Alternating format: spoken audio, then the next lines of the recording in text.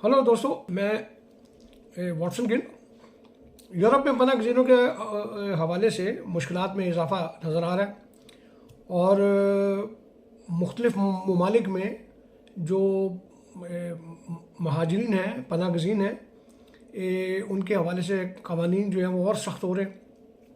Screening का जो वो है उसमें तेज़ी आ रही है फ़ैसला साजी में, और उसके अलावा फिर जो वापसी है उस हवाले से भी यूरोप में काफ़ी सूरत हाल ख़राब है इस वक्त।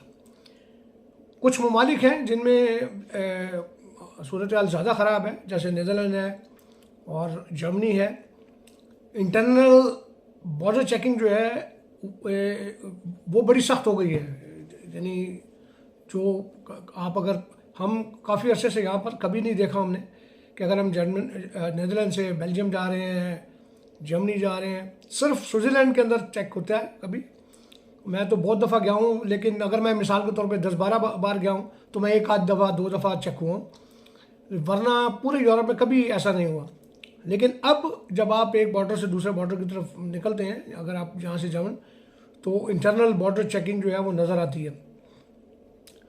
इसके अलावा इर्रेगुलर जो माइग्रेशन है उस हवाले से भी काफ़ी आपको अखबारात में और न्यूज़ में नज़र आ रहा है कि इस पर काम हो रहा है। यूरोपियन यूनियन ने जो अपना एक नए कवानीन समराज 2024 में 11 जून को इन्होंने एक कानून बनाया था जो जिस पर जो अमल मुकम्मल होगा 2026 तक।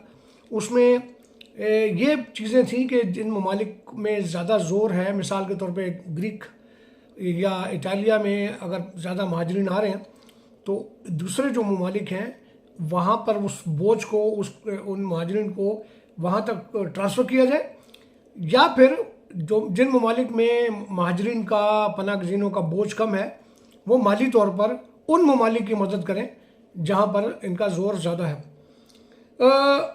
नीदरलैंड के अंदर एक मुतनाज़ा बिल जो है वो आपने देखा यहाँ तो खैरत बिल्डर जो है एक पॉलिटिशियन जिसने नारा लगाया है इस्लाम के ख़िलाफ़ भी, महाजरीन के ख़िलाफ़ भी, पनाह गज़ीनों के ख़िलाफ़ भी, और यही वजह है जिसकी वजह से वोट जो है वो मिले हैं। और हम देख रहे हैं कि लोगों में जो लोकल गोरे हैं उनमें पनाह गज़ीनों के हवाले से गम और गुस्सा जो है उसमें इजाफ़ा हो रहा है। उसकी बहुत सारी वजूहात हैं, और एक वजह जो है वो ये भी है कि ये जो सियासी पार्टियां हैं ये इनका ये फेवरेट नारा बन गया है कि जी हम आएंगे तो हम असाइलम के जो कवानीन हैं उनको और सख्त करेंगे, लोगों को यहाँ से निकालेंगे, और फिर जो लोग हैं इनको वोट दे रहे हैं। और ये वजह आपने देखा कि PFFA यानी PVV, हम फे कहते हैं उसको, PFFA जो है जो कि खैरत बिल्डर की पार्टी है, उसने इस बार काफ़ी वोट लिए, बहुत वोट लिए उन्होंने। तो ये सारी जो चीज़ें हैं ये हैं। पाकिस्तानियों के हवाले से नीदरलैंड के अंदर जो कवानीन है वो और सख्त कर दिए उन्होंने, और एक्सेलरेटेड प्रोसीजर के जो वो हैं उनमें पाकिस्तानी जो हैं उनको डाला हुआ है। उनके मुताबिक पाकिस्तान में कोई ऐसी सूरत हाल ख़राब नहीं है कि जिस पर वहाँ के लोगों को दिया जाए। कुछ मसीही हैं, कुछ अहमदी हैं, उनको वो देते हैं, लेकिन पॉलिटिकली तो बिल्कुल तकरीबन इन्होंने बंद किया हुआ है। 28,000 एक साल में 28,000 पाकिस्तानियों ने यूरोप में, पूरे यूरोप में सियासी पनाह की जो दरख्वास्त है वो दी। महाजरीन के हवाले उसमें आए ये लोग 28,000 थे, जिनमें से सिर्फ 12% जो है वो उनको एक रेफ्यूजी स्टेटस जो है वो मिला है। बाकी जो है वो अभी इंतज़ार कर रहे हैं, लेकिन इसमें वो तेज़ी जो है वो कर रहे हैं। अच्छा, फैमिली रीयूनिफिकेशन जो है उसको भी इन्होंने सख्त कर दिया। नीदरलैंड में भी, जर्मनी में भी, कुछ और यूरोपियन कंट्रीज वो भी इस पर बड़ा हो कि अगर एक बंदे को स्टेटस मिल गया है, रेफ्यूजी स्टेटस, तो उसकी फैमिली को जो बुलाना है उस हवाले से भी उस सिस्टम को भी ये वो कर रहे हैं, देर कर रहे हैं ताकि लोग भागें यहाँ से।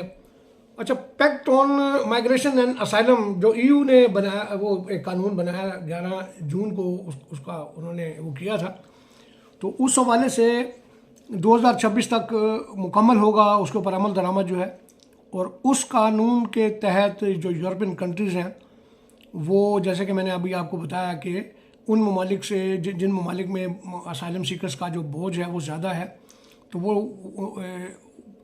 उन ममालिक में जिनमें कम है वो माली मदद करेंगे उन ममालिक की, या फिर उनसे कुछ रेफ्यूजीज़ जो हैं उनको लेंगे ताकि उनका बोझ जो है वो कम हो। और उसके अलावा बहुत सारे ममालिक जो हैं जिनमें ख़ास तौर पे जर्मनी है, वहाँ से लोगों को, जैसे अफ़गानी हैं और दीगर ममालिक के जो लोग हैं उनको वो वापस भेज रहे हैं। नीदरलैंड में मैं देख रहा हूँ कि बहुत सारे मुजाहरे जो हैं वो हो रहे हैं। जो लोकल लोग हैं वो जो कैंप बने हुए हैं यहाँ पर, जिन्हें हम आज़ाद शेख कहते हैं, वहाँ से वो लोगों को निकालने के लिए प्रोटेस्ट कर रहे हैं पुलिस के साथ मुख्तलिफ़ शहरों में, जिनमें द हेग है, फिर स्काइलन है, फिर आमसफोर्ड में भी, उतरख में भी।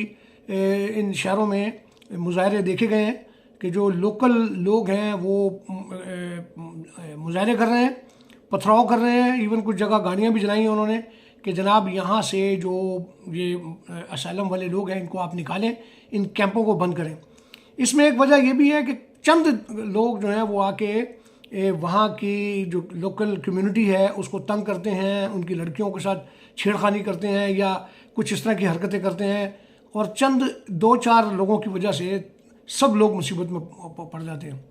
तो बहरहाल ये सूरत हाल है। कुछ नज़र नहीं आ रहा, अच्छा नज़र नहीं आ रहा है यहाँ पर। यूरोप में कानून जो हैं वो और सख्त हो रहे हैं। अच्छा, ये चीज़ें जो हैं ये तो हैं अपनी जगह पर, लेकिन सिर्फ यही वजूहात नहीं हैं। मिसाल के तौर पे बहुत सारी सूरत हाल ऐसी है, जैसे मैंने आपको बताया कि सियासी पार्टियां जो हैं वो वोट लेने के लिए, उनके लिए बड़ा फेवरेट नारा है ये कि जी हम आएंगे और पनाह गज़ीनों को निकालेंगे। तो जो लोकल कम्युनिटीज़ हैं वो उनको वोट दे रही हैं, एक ये वजह बन गई है। इससे माशरे के अंदर इंतशार और नफ़रत जो है वो दोबारा पनप रही है। जो पनाह गज़ीन है उनके ख़िलाफ़ जो लोकल कम्युनिटी है उनके दिलों में। उसके बाद फिर दूसरी वजह जो है वो ये नज़र आती है कि रिहाइश का मसला है। नीदरलैंड एक छोटा सा मुल्क है, मैं नीदरलैंड की इस वक्त बात कर रहा हूँ, एक छोटा सा मुल्क है।